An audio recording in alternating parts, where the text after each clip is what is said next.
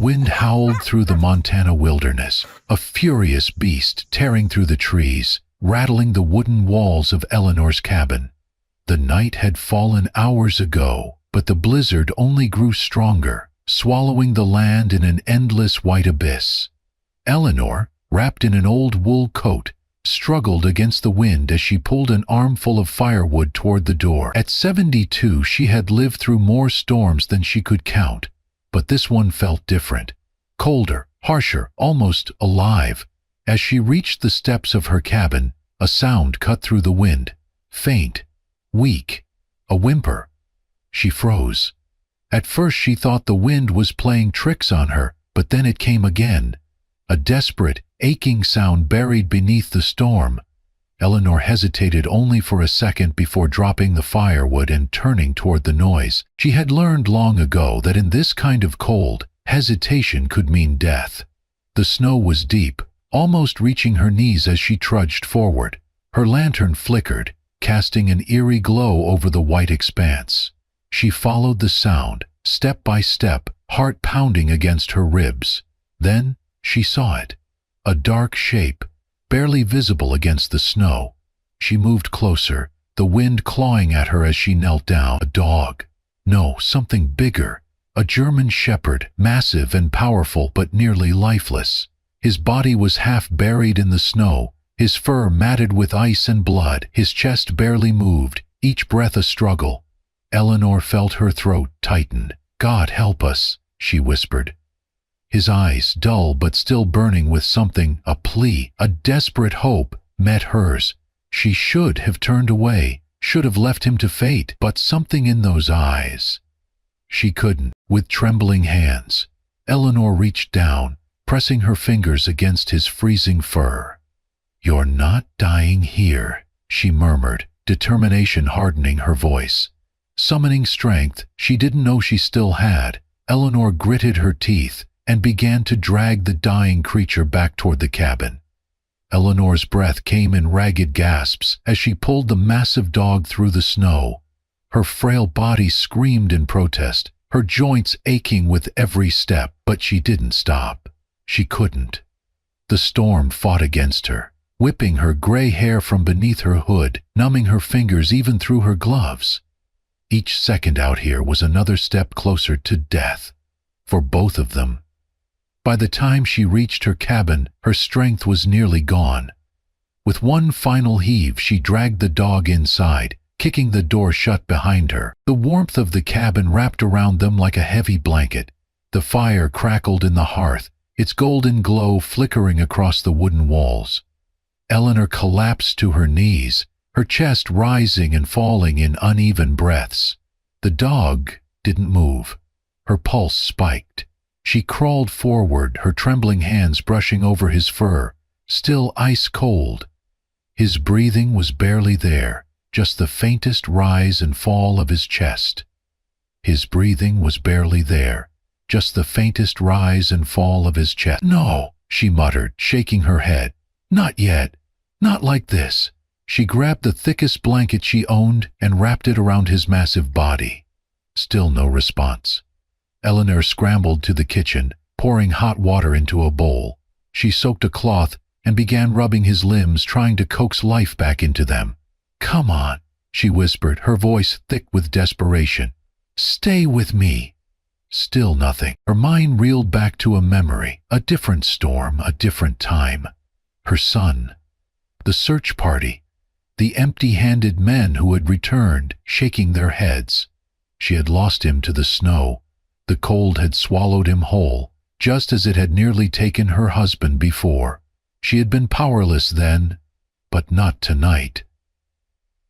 Eleanor clenched her jaw and grabbed the last bit of soup from the stove. She carefully dipped a spoon into the broth and brought it to the dog's mouth, letting a few warm drops touch his lips. Minutes passed. Then, a twitch. Eleanor's breath hitched. She leaned closer. A shudder ran through the dog's massive body, barely noticeable but unmistakable. His nose twitched. Then, ever so slightly, his eyes fluttered open. Eleanor let out a shaky laugh, her chest tightening with something she hadn't felt in a long time. "Hope you're going to be all right," she whispered. "I won't let you go." Eleanor had seen dogs recover before, but never like this. Within days, the German Shepherd, her ghost as she had started calling him, was not just healing but thriving. His once weakened body regained strength at an impossible rate. The raw patches of fur where frostbite had bitten deep began to soften, blending seamlessly into the rest of his thick, snow-colored coat. The dullness in his eyes faded, replaced by something sharp, something aware. But it wasn't just his recovery that startled Eleanor. It was the way he acted. At first it was small things. Ghost seemed to understand her words with uncanny precision. Not just simple commands, but full sentences, as if he grasped the meaning behind them.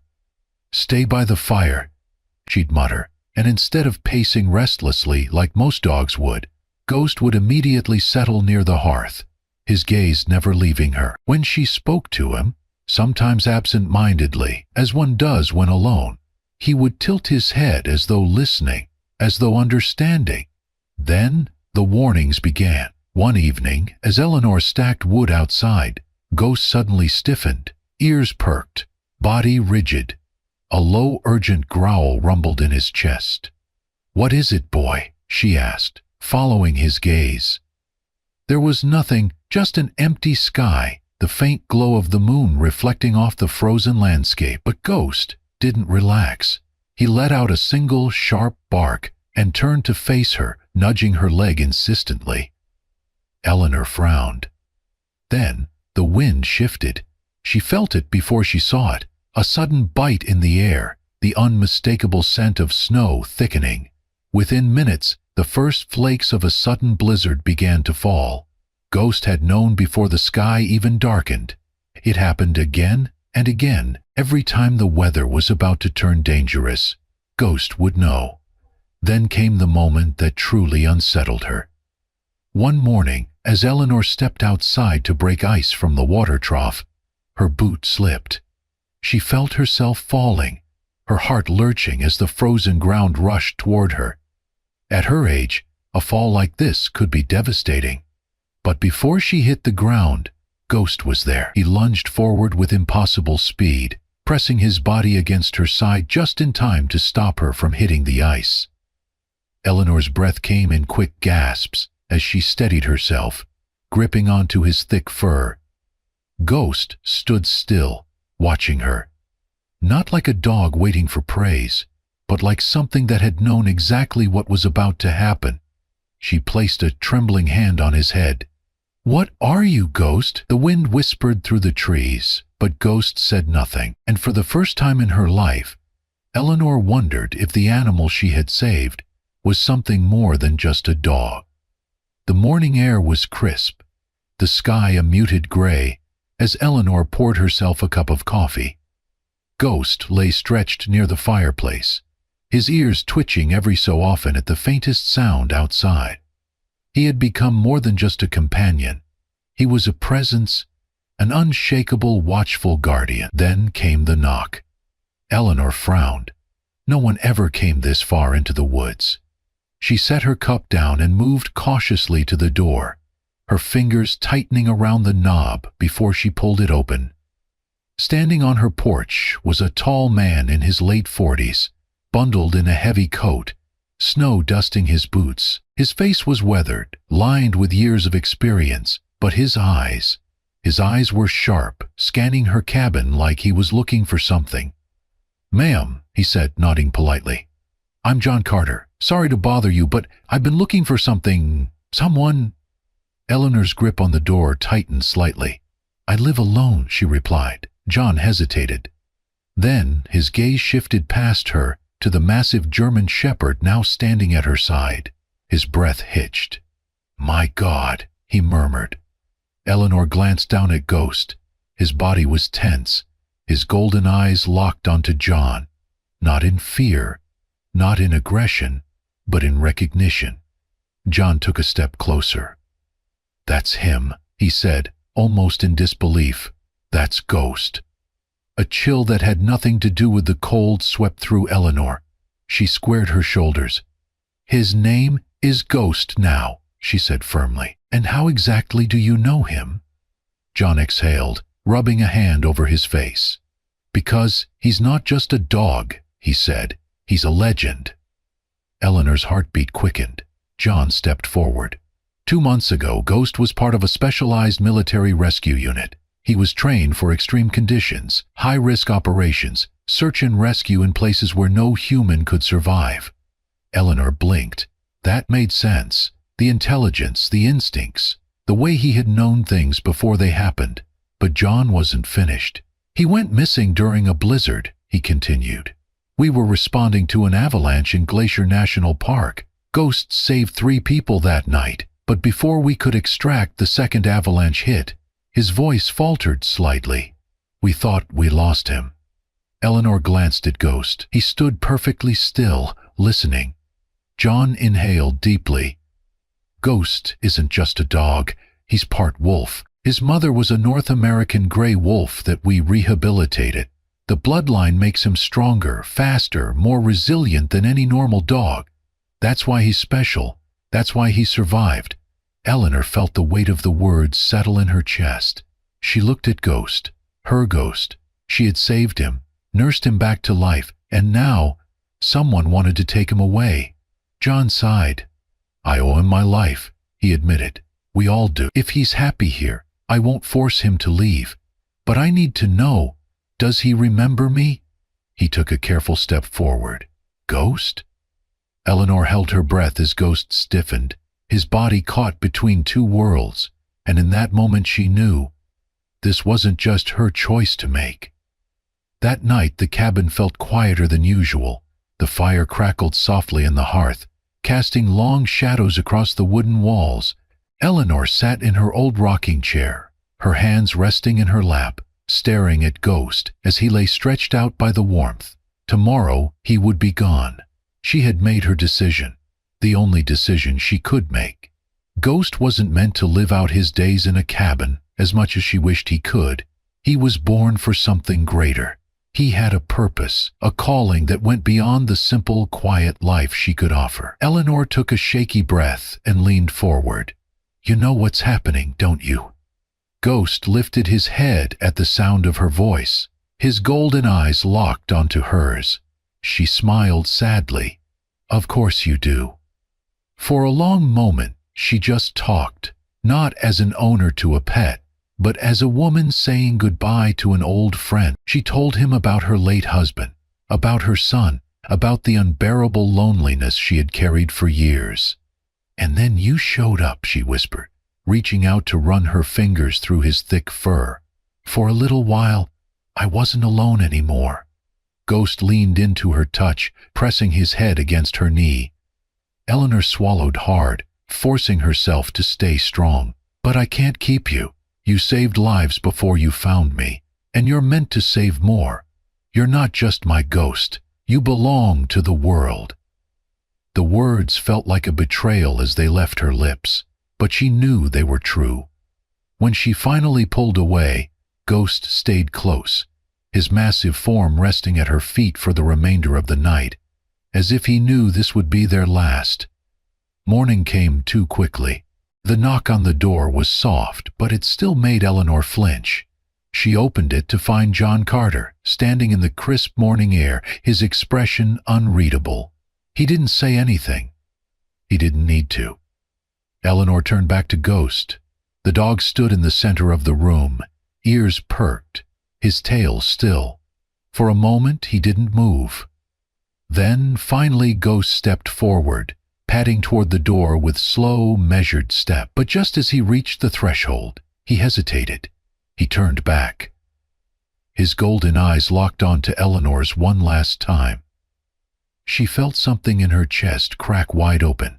Eleanor forced a smile, even as her vision blurred with unshed tears. "Go be a hero," she whispered. Ghost stood there for a heartbeat longer. Then, with a soft exhale, he turned away and walked out the door. Winter had begun to loosen its grip on Montana.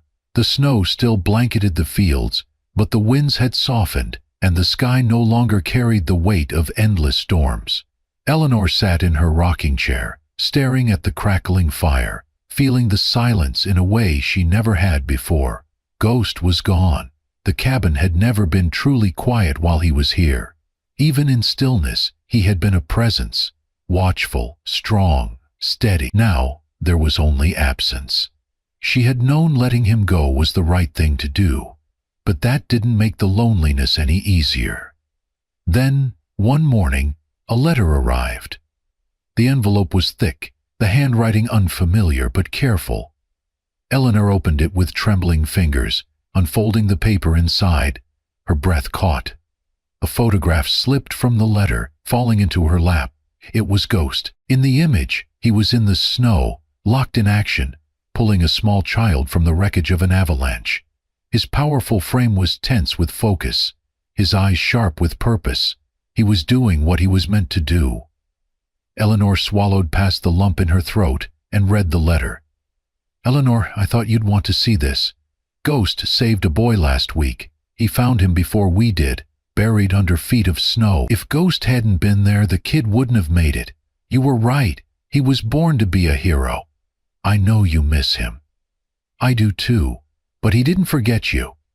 The letter ended there, except for a single postscript. "Check your porch." Eleanor's heart pounded as she slowly stood and made her way to the door. She pulled it open and gasped. Sitting on her wooden porch, staring up at her with the same golden eyes as Ghost, was a small puppy. He was younger, smaller, his fur fluffier, his ears not yet fully standing, but the resemblance was unmistakable. A second note was tucked into the puppy's tiny collar. "Ghost left behind something special for you. Hope you won't be lonely anymore." Eleanor dropped to her knees, gathering the puppy into her arms. For the first time in weeks, her chest didn't feel so hollow. Tears slipped down her cheeks, but this time they weren't for loss. They were for joy.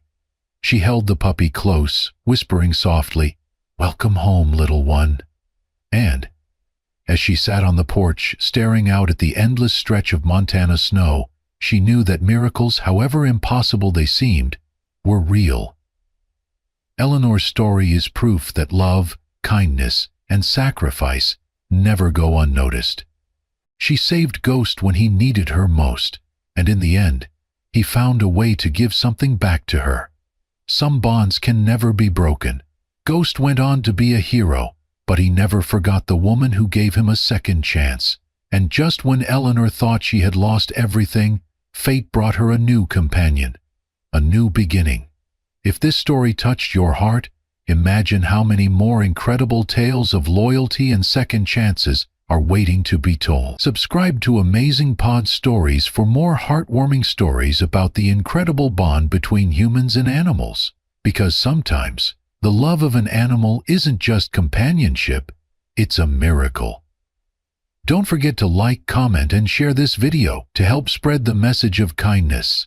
See you in the next story.